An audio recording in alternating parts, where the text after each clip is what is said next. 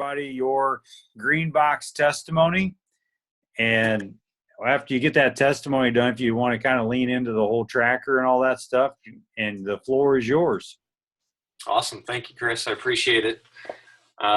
So I'm not usually the talker of the relationship. Usually it's Stacy. So I'm really nervous. I hope that I do well. Actually, that's a joke. I hope you all get that. It's the exact opposite. Whenever we first got started, I went through the book. I'm crazy like that. Someone says to read a book. I actually picked it up and read it.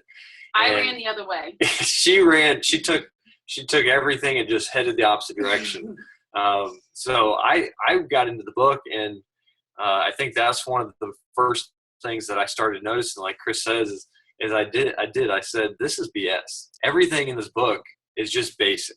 There is nothing in the book that I came across, with the exception of a couple of the business owner terminologies or just the practices of actual business owners, because I'd never been one of those before. But really, even with those concepts, they weren't too revolutionary to me. There's something I just never had to worry about. But, just going through the book, you just turn to the first couple pages and they start talking about, what, if you bring back yourself to as early as you can remember, what was the last or the first time someone said, we can't afford it? And that just kind of set the pace for the whole book and the whole education. It's simple, it's basic, there's nothing revolutionary about it. But on the flip side, if you follow it and actually implement what they're talking about, it is revolutionary, because it does change how much you can save over time. You can't look at it as like a week goal. You get your book read and everything's great. But to actually see it compound, you gotta give it a couple months for that to start. For your belief to build, I guess, because you're going to start seeing it over time that you can save more than you ever realized. And like Chris said, actually, I was 3 times richer at my highest than what he said. I had about $3,000 in my checking account, or in our checking account, I should say, at any given moment whenever we were going through, or before we ever started this program. And we'd been married for almost 7 years before we even got introduced to this business. And we had been flatlined. Like the whole time that we were married, it was okay because we were making a good amount of money, but we weren't really saving anything. We had some money that I was putting away because of the places that I was working for. They would match, 5% or whatever that I was making. But I really wasn't putting any effort into that. And then anything else that I was making, we spent. We didn't really look forward to, is there something that we should be doing this money? Is there something we should be doing with this money? It was just, did we have enough to pay our bills? Yes. Okay, great. We'll just continue and go on to the next month and just repeat that process over and over and over again. And I was blessed enough that during the whole economy meltdown and everything, I didn't know anything about it. I had a good job. I was in the military. I got sent off to schools, and nothing had changed in my life. In our life, we had just bought our house in 2008, actually in 2007, and we were wondering why we had gotten such a good interest rate at the time, which actually was high now considering what we have now. But we didn't know anything about this whole economic meltdown until years later, just because I was blessed to have such a good job that I was making enough money that we didn't get impacted at all. But we weren't saving anything. We weren't doing anything smart with our money. We were just living month to month.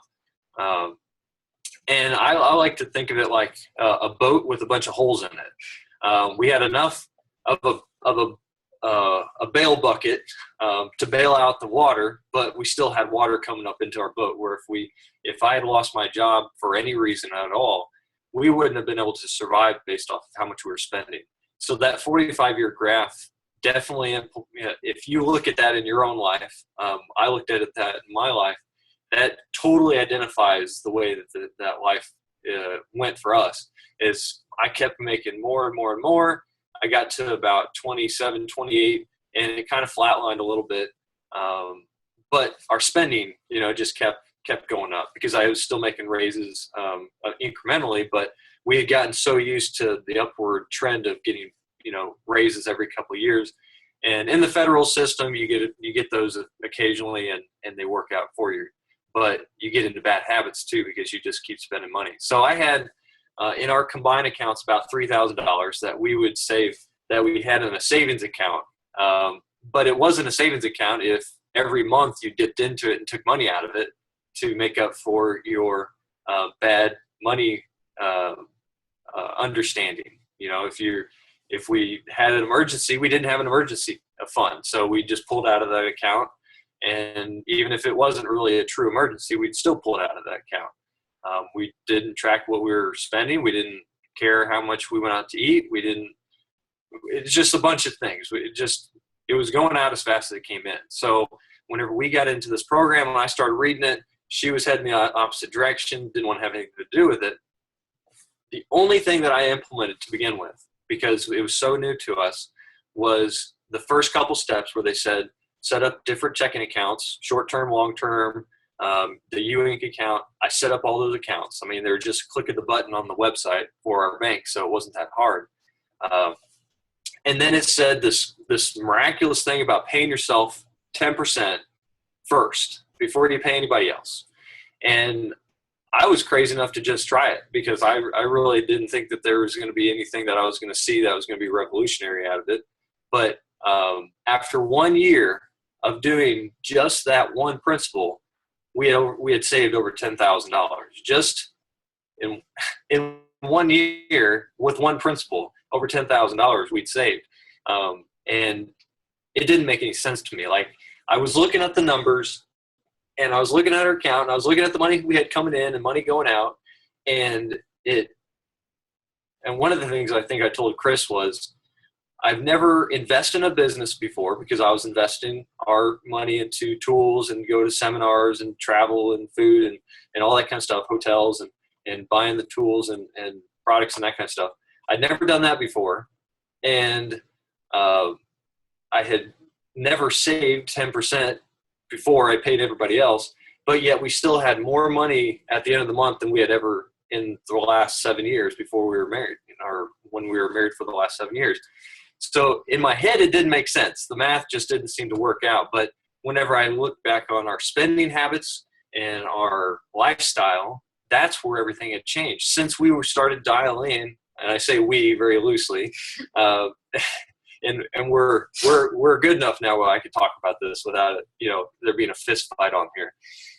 But we had just changed enough in our life. Like, I was on a volleyball league, and it was a lot of fun. It was sand volleyball, but that, if you're doing that every 3 days of the week, and instead of going home, I was staying in Columbia, and I was, if you're out with the guys playing volleyball, you're going to probably have some drinks. So you're probably going to have some food, and money kind of, is easy to spend that way. So I quit doing that.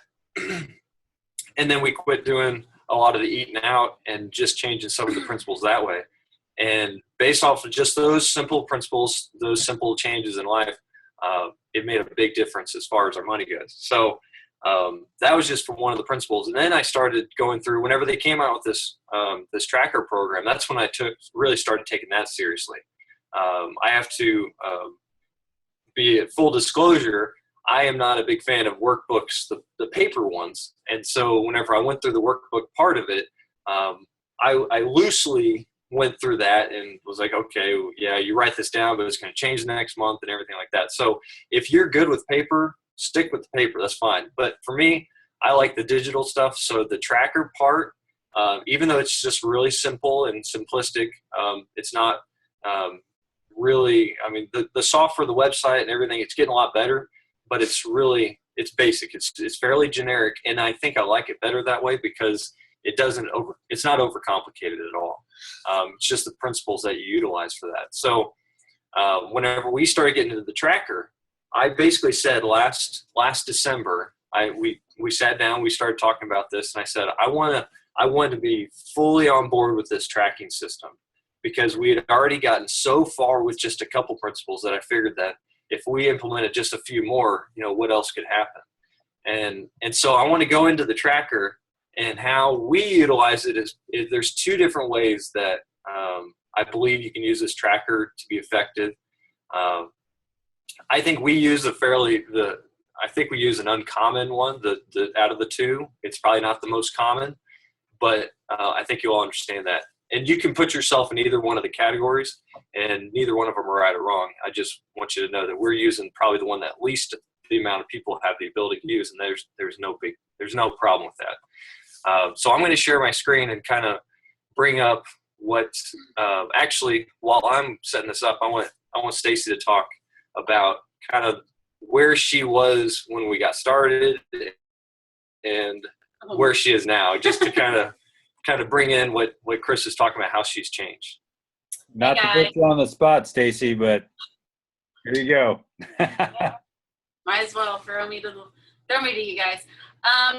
When we first started this, I was like, I don't have a problem. There's absolutely no reason why we need to track our money. Like, I know that we pay our bills and we put it in the savings account. That's all I know. Like, if we can pay the Discover card, we're good. Like, we're doing good. And because I was always brought up with, you don't spend more than you have. So, but we spend more now together than my $500 credit card limit whenever it was just me. So I didn't notice that the credit card was getting higher as we were every month, because he would just pay it off. And so to come back, it was in December, he started sitting down. I was like, I don't know about this. Like, I don't want to do these cash envelopes. That is the worst for me. Like, I don't want to have to carry around a bag full of money thinking that, okay, I'm going to go to the grocery store now. Here's my load, and what if I get mugged in Jeff City? Because that's a possibility. I mean, you never know. We do live on the East End. But it's just one of those, I'm like, this is so inconvenient, Cameron. I said, I'm not going to the gas station to pay for my gas when my child's in the car. I said, it's just not going to happen. So I said, I'll just stay home. I won't do anything. I won't go anywhere. I won't eat. Y'all make you go grocery shopping if you want to do. I mean, I took it, as Cameron likes to say, I'm more extreme. All the way to the edge.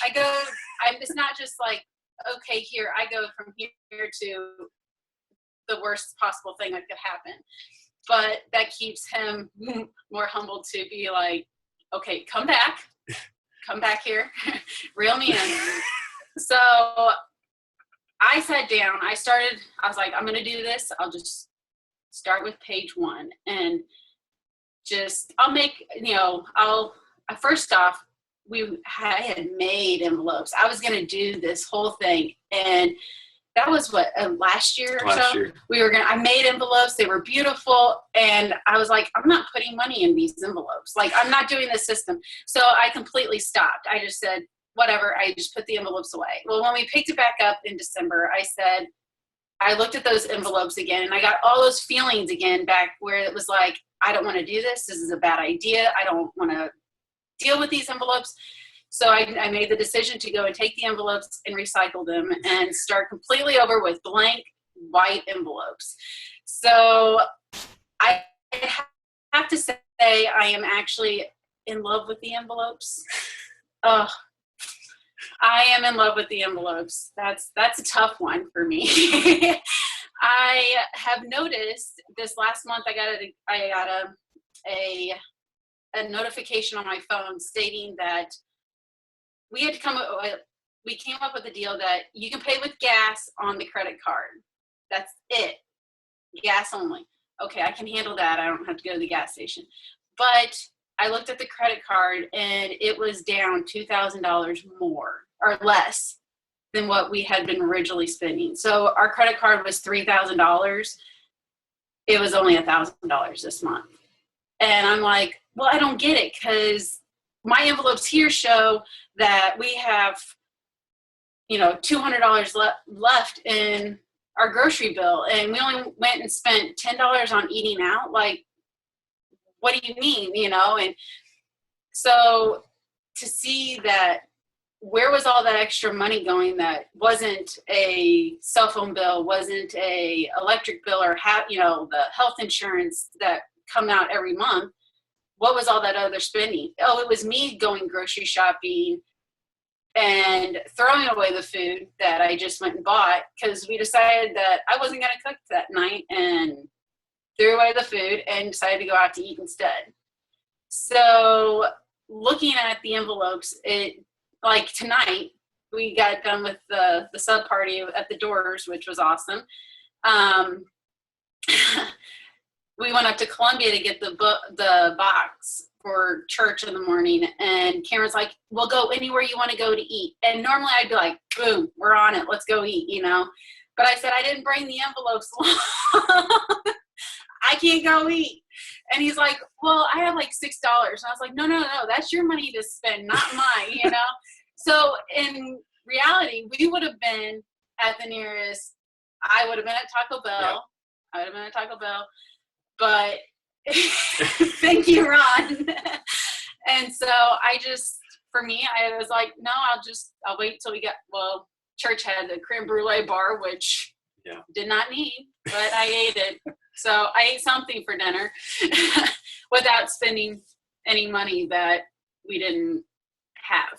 Yeah, so basically it just keeps us more on track as far as, the accountability goes, because I think we're worse than a lot of people where we just frivolously spend money, and that's not really the case. And when you got to pull out the envelope, you got to see how much money's in there, and you got to realize, okay, we got this much we can spend.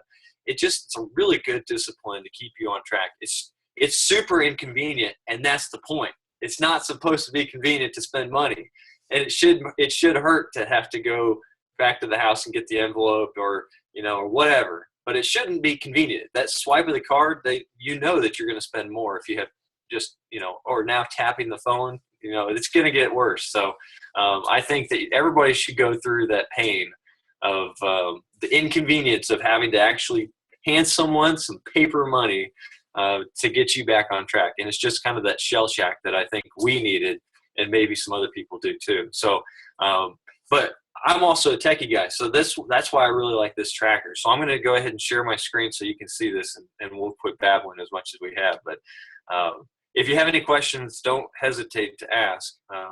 We'll definitely try to answer anything we can. And like I said, there's 2 different methods to this madness. So let's see if we can get this set up here. And I have to thank Julie Rungert for allowing me to get into her account. She just got signed up on this program, so give her some grace. There's not anything in here, and it's actually a good thing. I'm happy for her because she didn't put anything in here, because I want everybody to see what it looks like. If you haven't subscribed to the Financial Fitness Services, I highly, highly recommend it, because this will make the inconvenience a little bit better whenever it comes to the end of the month, being able to track everything. So where you get to this is, if just kind of walk from the very beginning, is you log into the Financial Fitness Info website, or you can go through your Life website. It's kind of your choice. It's quicker if you go through the Financial Fitness Info. You can also pull up the app on your phone. If you haven't downloaded it, you can search on the webs on your wherever your app store is. You can search for Financial Fitness Info and find it that way. But once you have it installed and you are subscribed to the tracker part, make sure you go through to the services tab or column or whatever. Click on that, and then you'll see all the different ones for the identity theft and the saver, and then you'll also see the tracker in there. So once you click on the tracker, it should bring you to a screen that looks like this. And I believe everyone should be able to see my screen now. So you have a couple different things here. And like I said, this is not rocket science. This is not super high tech, but they have over the course of the last couple months added a couple things that make this a little bit easier. But the first thing that I want to kind of bring up is about your net income. This is kind of where the paths split whenever you're talking about how do I even start this? And I know that goes to the book a little bit about how you can do this. And I'll tell you the second way how we did this. First, I believe that for us it makes most sense to already know, because every month for me is going to be different. As for her, it's going to be different. We don't have a set amount that comes in every month, like to the dollar. So we don't know from month to month exactly what's going to be coming in. So we budget from the month prior. We budget from like whatever we made back in February. We use that income as our spending money, our bill pay money for the month of March. Does that make sense to everyone? Okay. So the way we could do that, and I don't think everyone, I know not everybody has this ability, but we had some money because of us having that 10% put away for the last year. We had the ability to basically take a big chunk of money and just say, okay, when we're starting this, let's just pretend this $5,000. Let's just throw out there $5,000. We're going to take $5,000 out of our savings, and we're going to put that in as if we had made that the prior month. And whatever whatever you think you average on a monthly basis, I would recommend putting that in. And I know it's kind of a first couple months, you're kind of getting your gears spinning. You're not really sure exactly what's coming in. But that's, if I were just throw out there, that's about what I would put in there for most people, or maybe a little bit less, maybe 4,000, somewhere around there. But I would put that in there, and then I would just budget everything for the next month off of that. So this is what it all looks like zeroed out. And you can see that there's a lot of different areas in here that you can customize this all as well. They put a bunch of really good ones in here.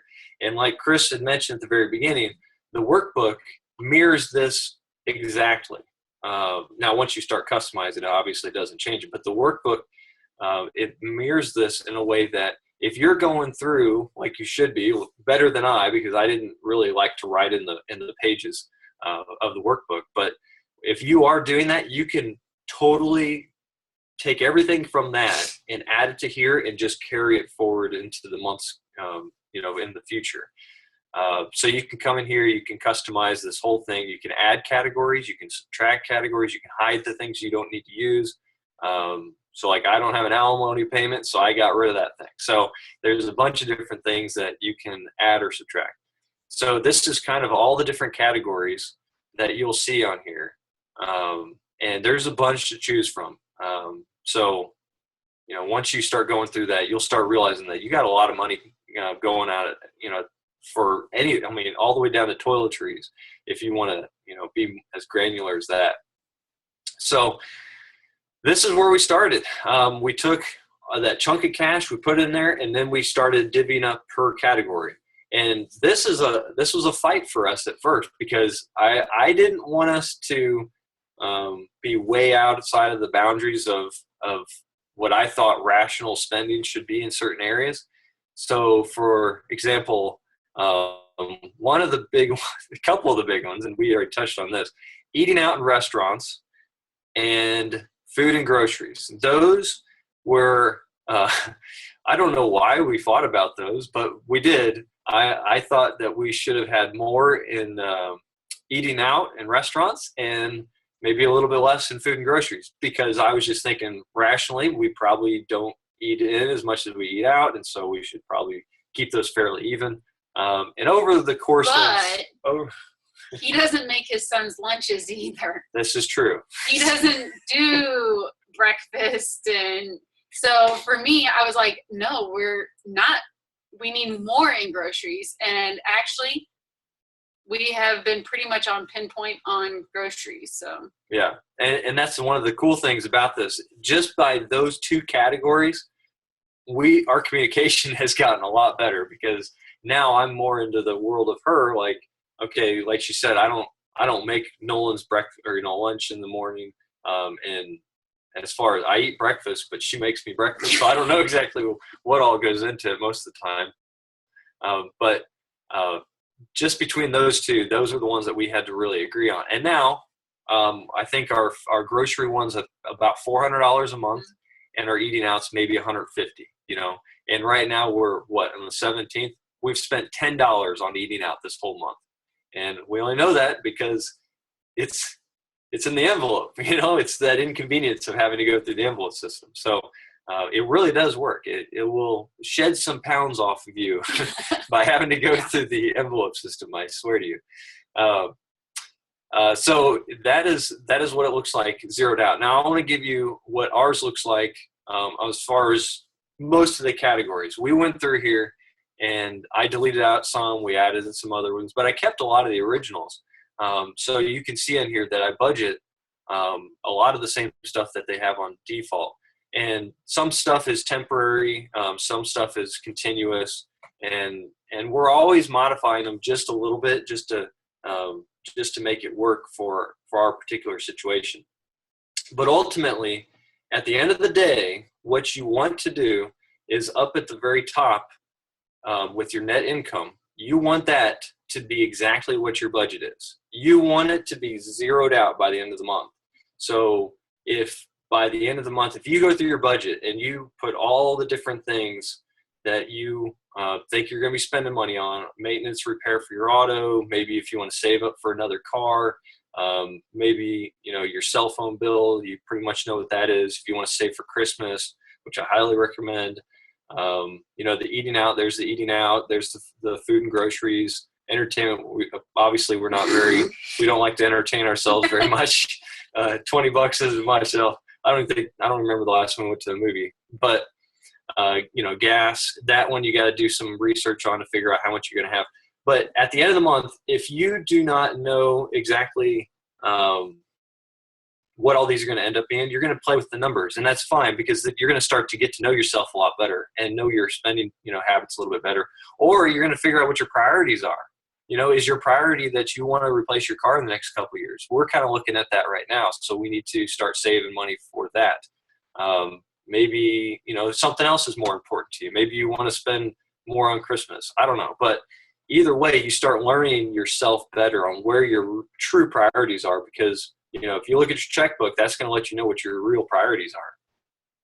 So whenever I say zero out, you might be saying, okay, well, if I get all my budget put together and I have all this stuff put in here, but I have more money than I have budgeted, which is a good feeling. And whenever you get to that point, what do I do with the rest? And I dump all the rest of the money that we haven't budgeted out. I dump all that in my Ewing account just so that at the end of the month it's zeroed out. And I'm not going to pull this up, but I want to tell you also about how we do our checking because our checking plays into a huge amount on our tracker as well. We had one checking account and then one savings account that we had shared essentially when we first got married. But whenever we got started in this program, I opened a short-term savings account that we put $1,000 in and we don't touch it. We opened a long-term checking account, and the money that we had saved for that first year, actually we got up to $12,000. We had to take some out, but we usually keep between $10,000 and $12,000. That's a savings account that we don't touch. Then we have two checking accounts. One is a bill pay checking account. Another is a outgoing or an incoming, what do we call it? Income checking account and bill pay checking account. So all the money we have coming in, I have it automatically routed into our income for our current month that we roll over to the next month afterwards. Our bill pay is all the money that I have in here in this tracker. The money that we brought over from the prior month, I put that in the bill pay. And at the end of the month, I want that checking account to have nothing in it. The point of that checking account is to get completely depleted, which I think is a psychology thing because I'm actually happy that I have it at zero because that means I did everything right. It's almost turning a negative into a positive. Does that make sense? So, and maybe I'm just crazy, I don't know, but it works for me, so I'm happy with it. And all that money comes out of this, the tracker part. Now, I do want to bring up the first method. The first method is if you don't have that big chunk of money to go ahead and put into your net income for that month to start this process, I would recommend building this up over the next couple months. Building a little nest egg, kind of separate from the Ewing, separate from your savings, separate from everything else. It's almost like its own checking account for starting this, almost like the jump start money for your tracker.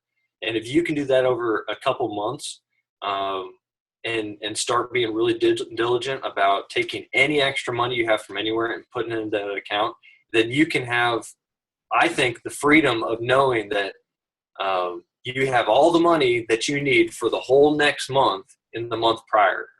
And once you get to that point, it's just one less thing to worry about, because now it doesn't matter what happens to us this month. We had all the money from last month, and then we also have our emergency accounts just in case something gets really out of control.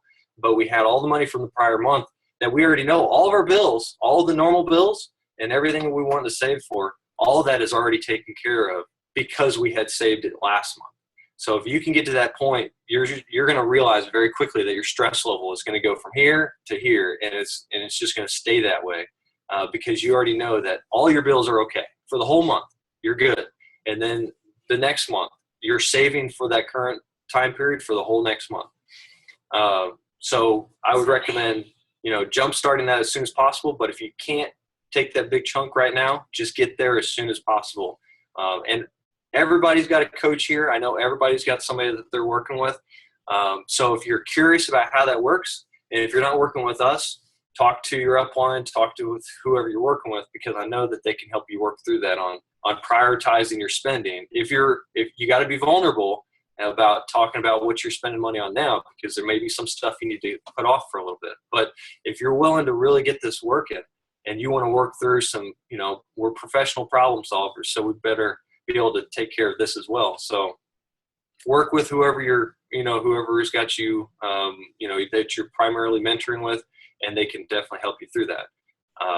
But to move on, there's another area. So that's the two methods. If you have the lump sum for now to move forward to next month, do it. I highly recommend it. If you don't, take a couple months and save up so that you have a cushion that you can start implementing this process. And this is our process. This isn't necessarily exactly how everybody does it, but it works so well in our life that I think that it could apply in a lot of other people's lives as well.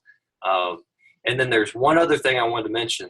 There are some bills, for example, whenever you're going through this program, like, for example, our mortgage every month, $838.73. That's just, we just know every month that comes out. So whenever we go into this, and at the first of the month, whenever we pay it, we add a transaction, we put it in here, we say it's the first of the month. I don't upload that because it's all digital, it's all online, but this is more for if you're going out to eat or something, or dry cleaners or wherever, you can take a snapshot. I highly recommend taking a picture of your receipts and then just tossing those receipts. Then you don't have to worry about having a big old pile of receipts. And that's another liberating thing. If you take a picture of it, just crumple that bad boy up and throw it away because you don't need it anymore. So once you do that and you upload it, it's in there. You can export it at the end of the year or whenever you feel like it. You can always look at it down the road if you want to. Reminisce about eating out at McDonald's and spending $2 or whatever. I don't know, but anyway, so I put that in there, and then it says there's nothing remaining. So I have done my job to zero that account out. So that money is now spent. It's gone. I've never seen it again, and I'm happy. Now you might look at this one and say, okay, auto maintenance repair, budget $50. I haven't spent any of that money this month, so I have $50 remaining. And that might throw you off. If you say, okay, well, if your goal is to have zero money left over at the end of the month, how is this going to work? And how does this work at all? And actually, the better example is probably the registration license taxes, because we know that every couple of years we got to renew our license. We know at the end of the year we got to pay for our taxes. So what we do with that money, that $40 goes in that envelope. The physical cash goes in the physical envelope, and we put that in our, so we take that money out, we put that in there, but I didn't really spend it. I just moved the money to a different location. So if you go further in this tracker, you can actually get a year-to-date listing of all the different months for the whole year, and it'll average out per month on how much you've really spent. If you modify this, which I recommend you probably want to over the course of the next couple months, you can switch it up. If you want to spend, if you think you're spending more babysitting, change the money in there, change the amount if you need to. But at the end of the year, whenever taxes come due, we've got this envelope that's got 40 times 12 amount of money in there. You have all that in that cash envelope. Well, at the end of the month of December, you'll go ahead and you'll put that, hey, I spent this much. You might say I budgeted $40 this month, but say you put, okay, well, let's say our taxes at the end of the month is $250, and it'll look like you just totally, went way over budget. But whenever you figure out that, hey, over the whole year, I've had this much saved, now averaging out over those 12 months, you're not out of budget whatsoever because you've already got that money saved. So does that make sense? Okay, because it may not look right whenever you're going through it at first, and I thought the same thing. I was struggling with this. Even to teach it, I was like, I don't know if this is the best way to do it, but it really does work out because if you look at it year to date, it averages out throughout the whole 12 months. Now, there's a whole process. If you want to open up another checking account to put the money in at the end of each month so you don't think you have, this wad of cash in one envelope or, however you want to do it, that's kind of up to you. But every month, make sure that that dollars goes into that envelope and that you're making sure you're tracking it as you're spending it, taking pictures of the receipt and that kind of stuff. So I haven't had the chat window up at all, so I don't know if there's any questions out there. That's pretty much what I go through we go through on a daily, weekly basis, kind of, recheck, see how we're doing. At least once a month, we're going through here and making sure that all the numbers work out. I don't think I left anything out from what we do, but if anybody has any questions, I'll open up the floor, and looks like we have about 10 more minutes before we're probably going to be wrapping this up. So, Chris, is there anything that you want to bring up, or is there anything that I left out that you think I should talk about?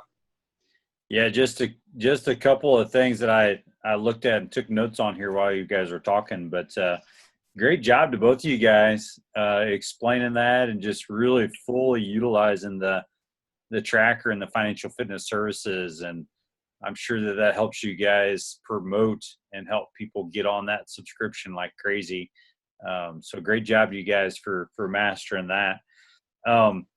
Some of the things that I noticed as you're kind of showing some of your budget items and your line items there that I wanted to draw out. So many times people get caught off guard, when your 6-month car insurance bill shows up. And, you guys, I noticed that you guys were budgeting, I think it was $100 a month for that. And so that's awesome. So you guys never get caught off guard. You never get caught empty-handed because you've got that money sitting there in the bank because you've been taking it out on a monthly basis. The other thing that I saw was Christmas.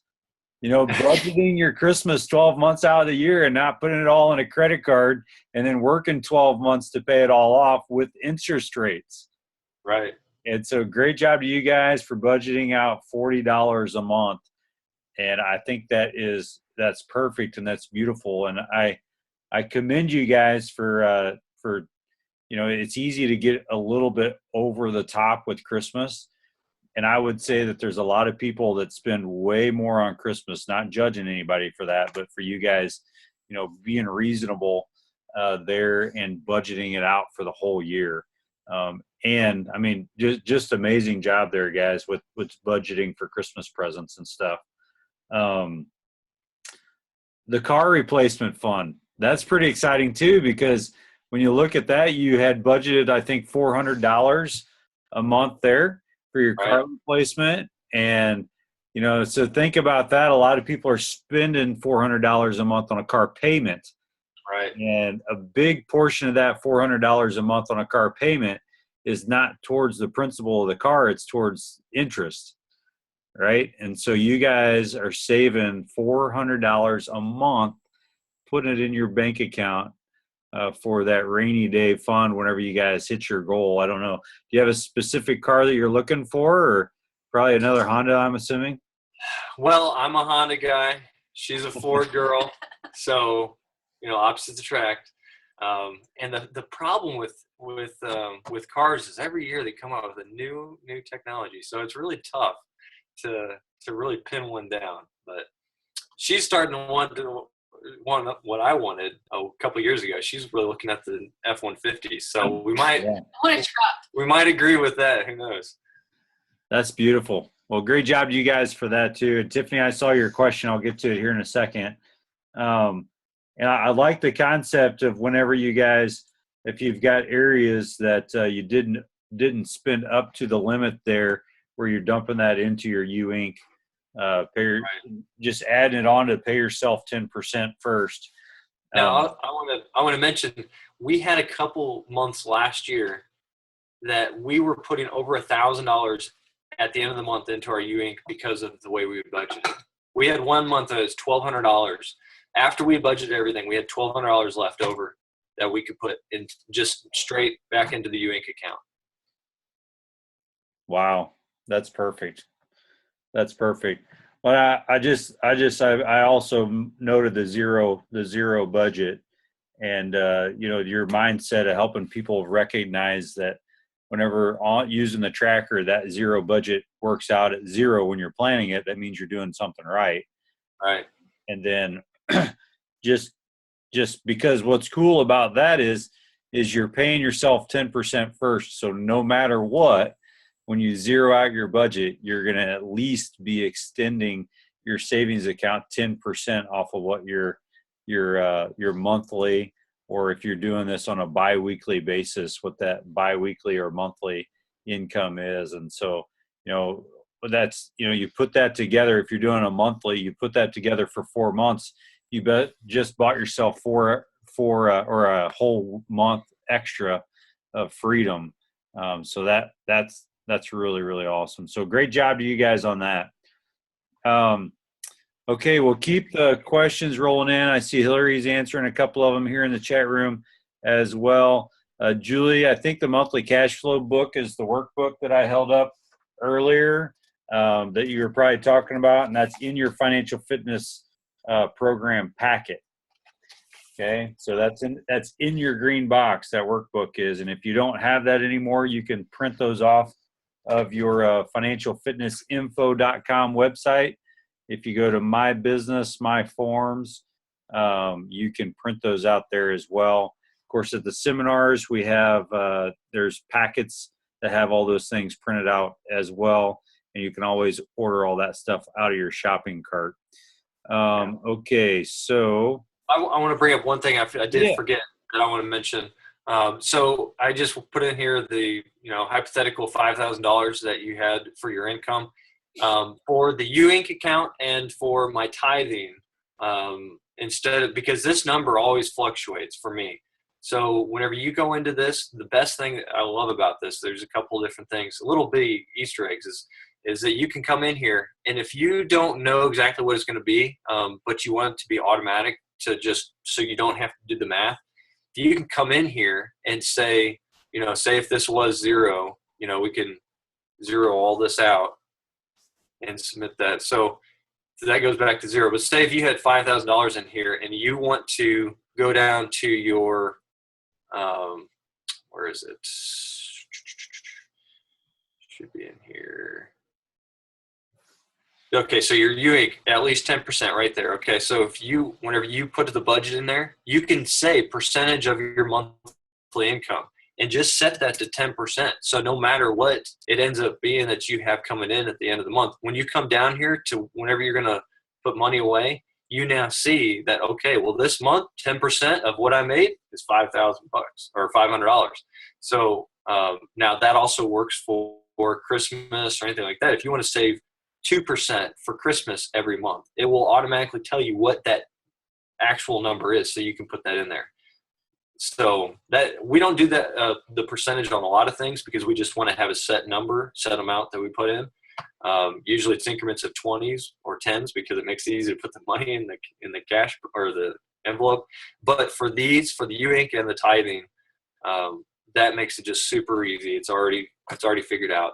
It's already on there. So that was one thing I wanted to throw out there.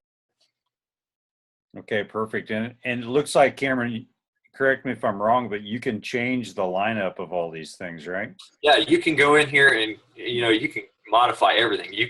This is basically, do you want to hide, like if you want to hide the alimony, okay, you want to hide that? Yes, okay.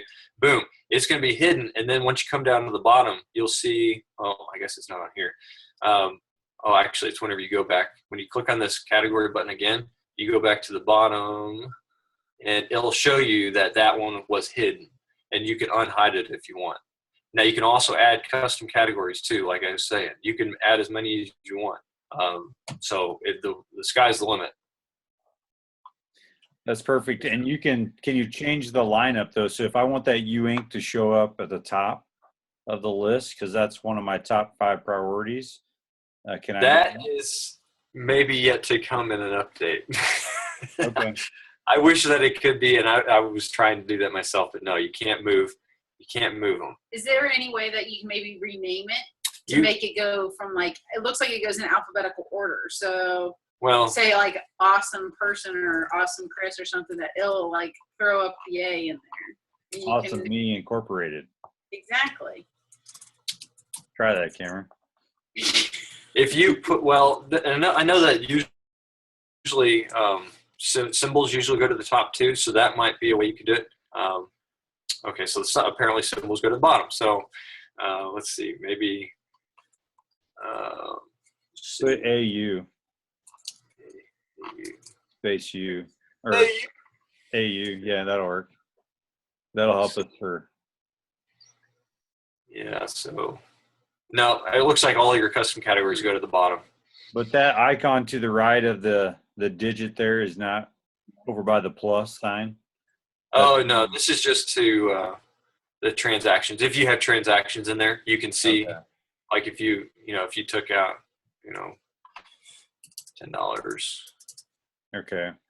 put that in there. You can go back down and look at the transactions after that, and it'll show you the date and Okay. everything. Well, so when you look through this, a lot of times people will get bogged down in the sub levels of, because you've really got to prioritize your budget. And a competitor of ours, Dave Ramsey, will talk about, he's got several different pillars. I can't remember if it's 4 or if it's 5 pillars, but he'll talk about, your top 4 or your top 5 is what I'll call them, because I'm going to add one. He'll say it's food, it's shelter, it's transportation, it's utilities. And so you pay those 4 people first, because that's pretty important, right? And so you budget for your food, your shelter, which would be your house or your mortgage or your rent, and then your transportation, which would be your car, or whatever that is, and then the utilities, keep the water, the electricity, all that stuff on, the gas. And then I would add into that the U Ink. And so the U Ink, which on our tracker is at the very bottom there, to me, it's probably your top 1. And then those other 4 come after that. So you can create that top 5. And that's if you have income that's unpredictable, those are the 5 categories that I would recommend that you budget for first, obviously, because we want you to have transportation. We want you to have a roof over your head. And the transportation can be, you've got to put that in perspective, and because that can get really out of hand.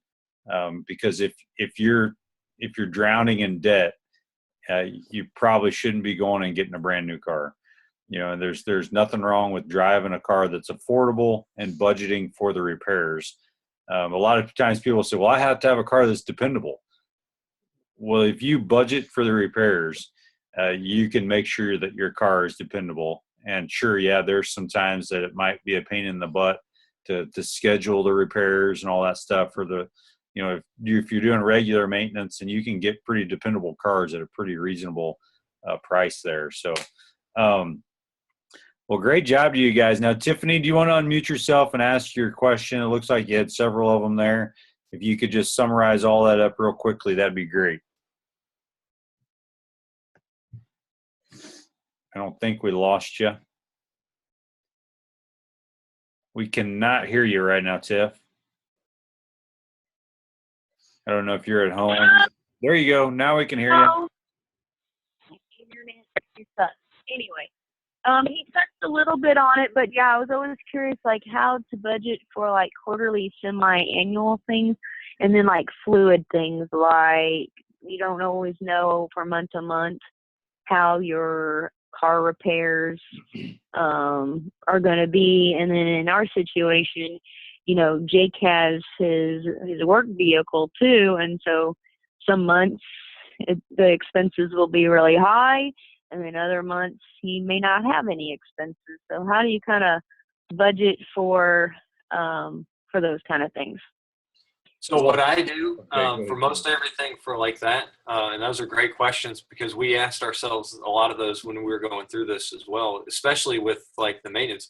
I have a 17-year-old car and she has a 9-year-old car, and we haven't had a car payment in 5 years. I think it's been 4 or 5 years we haven't had any car payments. Yeah. Those are very reliable cars, but we still have the maintenance. Like I had one. So I had some bill for my car. It was $1,500 because it was just 200,000 mile tune up. It ended up being quite a bit, and it was quite a pill to swallow. And I didn't see it coming. And so thank goodness I had that short term emergency fund because I needed that service done. You But basically bought a $1,500 car. yeah, pretty much. I mean, it's very reliable, most reliable car I've ever owned. But then I've only owned like 3 of them. So when you have a car for 12 years, it's hard to have a lot of them. But as far as those go, take the whole last year, go through any of your bills that you have and look at how much did we spend last year, and then take all that and just divide it by 12, and then just say, okay, this is our starting point. This is how much we're going to start saving. And, you know, if you go over that, then you got to just kind of have to, you know, work around it because everything's not going to work out perfectly. But if you can start from there, that's a good starting point. You know, obviously you got to have to do some massaging if it doesn't work out exactly, but at least you have a place to start. And that's the hardest part. I think that's the biggest thing is a lot of people don't know where even to begin. And if you don't know where to begin, you won't even begin. So just start somewhere and just go from there. Yeah, that's right. Great job, Cameron. So yeah, Tiffany, you're just gonna have to look at a snapshot if you've got things that are fluctuating all the time, and car repairs is a big one. But you can pretty well have an idea if the next 12 months, if I feel like I'm gonna have to replace the tires on my car, well, you know, just figure out the average. What is it gonna take for me? Go get a quote from somebody, and you're gonna find out pretty quickly. Okay, it's gonna be $800. So divide that by 12. You know, is there any other major repairs that are coming up to this 12-month cycle that I can go ahead and budget for? And then you're just gonna have to look at past history. But that's also why you're also saving in your short-term emergency fund, and then some of your long-term saving. You know, if you hit a time that you don't estimate your repairs on your car very, very well, you know, you might have to dip into your targeted savings for your car replacement, right? Something like that. Or if you decide that it's you know, you're in a position where you've got, you know, a little bit of U-Ink that you can pull from that, you know, you're just gonna have to make some of those decisions. In your situation where Jake is getting a per diem for miles on a car, you probably want to start using the business tab and tracking Jake's expenses on a quarterly basis there, or on a monthly basis there for his Jeep repairs, and separate that completely from the personal budget.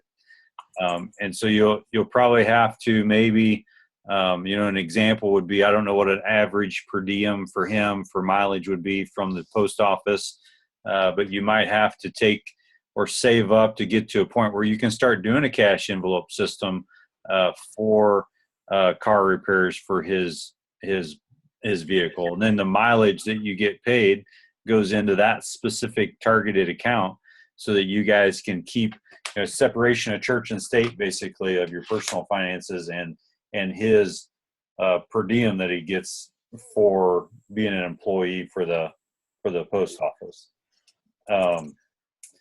Does that kind of answer a lot of your questions there, Tiffany? It's just a matter of trying to get him on board. That's kind of what I've been thinking. Okay. Perfect. It looks like, Julie, that Hillary's been working with you pretty well in the chat here. Do you have any other questions, Julie?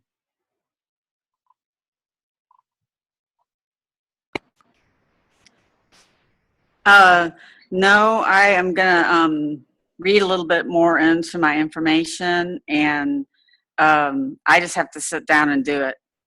Yes. I've never done the envelope system. I'm not that I can't concentrate on stuff that detailed, but what I'm going to do is just basic stuff, and I'm going to start out basic and start this tracker. Yes. This Yes. was some basic stuff. I'm not going to get too detailed with it. And my biggest thing is like when you've got debit cards and you've got 2 debit cards, like I've got one and my husband has one, and they go out and spend stuff and then you don't know about it, and then you spend stuff and they don't know about it, and then you look at your bank account and you're like, oops. Yeah. You know. Yeah. And that's a really good point, Julie, because we thought about that too, because obviously we're not with each other 100% of the day. So Right. you can go out to, grab something for lunch with a friend or something like that, and that's fine. But as long as we just need to know where it's going. And that's why I recommend downloading this for your phone, keeping it with you. And anytime you go out to eat, anytime you go, like I said, pick up dry cleaning, or anytime you do anything like that, take a picture of the receipt, because then you can have evidence of what it was for, when it happened and everything like that. Take a picture of the receipt and then annotate that into your amount that you spent this month. So you just, hit the plus button, upload the file. And they added this quick entry not too long ago, a couple months ago, they added this. So you can, it's at the very top of the page when you're on the phone. You just say, okay, I spent $3, $4, $10 at lunch. It's today's date. The category, you can go back through here, and this updates based off of which categories that you have. So if it's going out to eat, there you go. Eating out, I spent $5. It's today who did this. Eat out, out with family, and then you can submit that, and it'll now be down by your, let's see, where did I miss it? Eating out. There it is, $5. You go into transactions. It shows what the information was, shows how much you spent, what day it was, and it'll even give you a picture of your receipt whenever you come in here.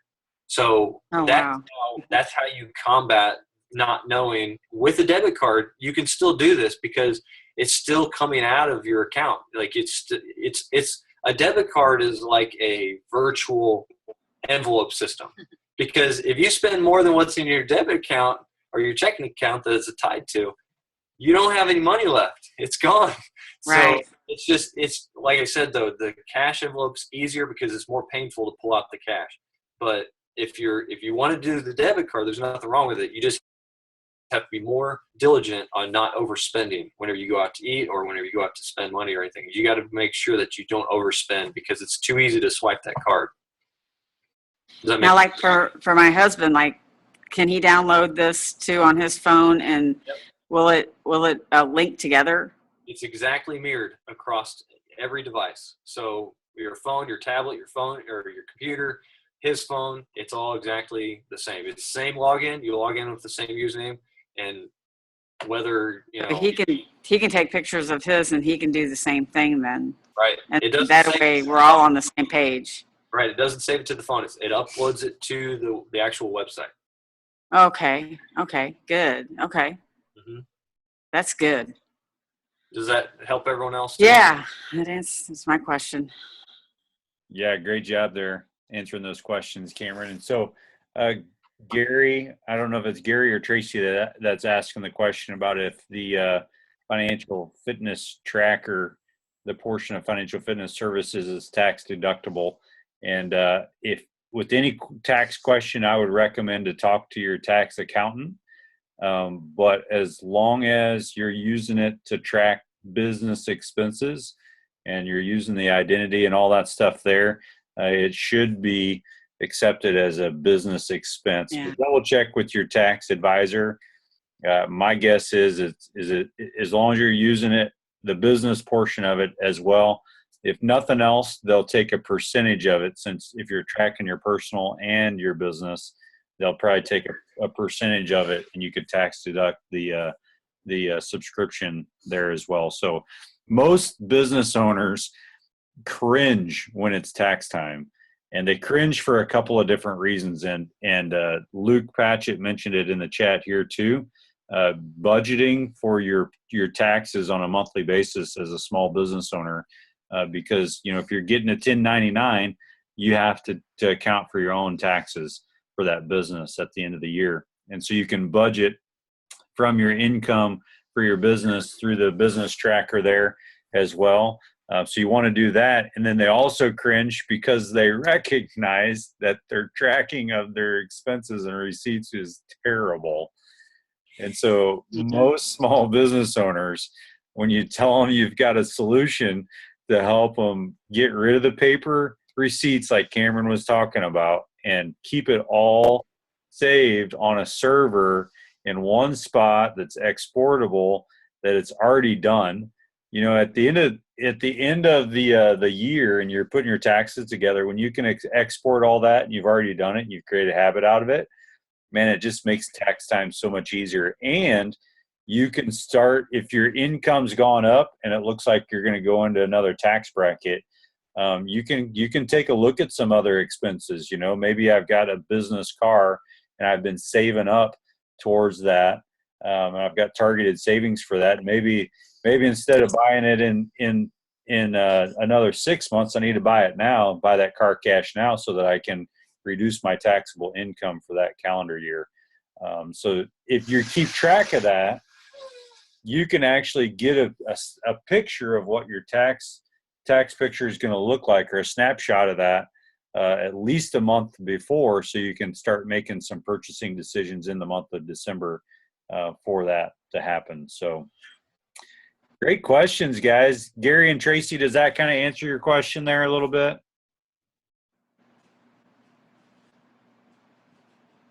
Yes, it did. Thank you. Yeah. Okay, great.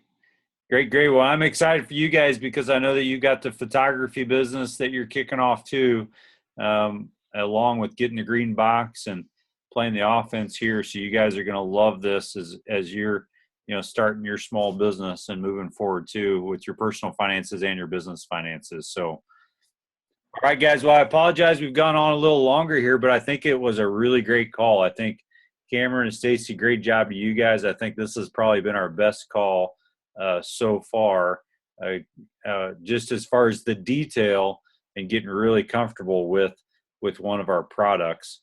I think you guys did a really good job, and Nicole, kind of set the stage of how to do the physical envelope system, and now we're adding the digital piece to it so that you can kind of start keeping track of it digitally as well, with the same concept of the envelope system. So that's great. Any questions real quick? Okay, sorry, that was an old chat.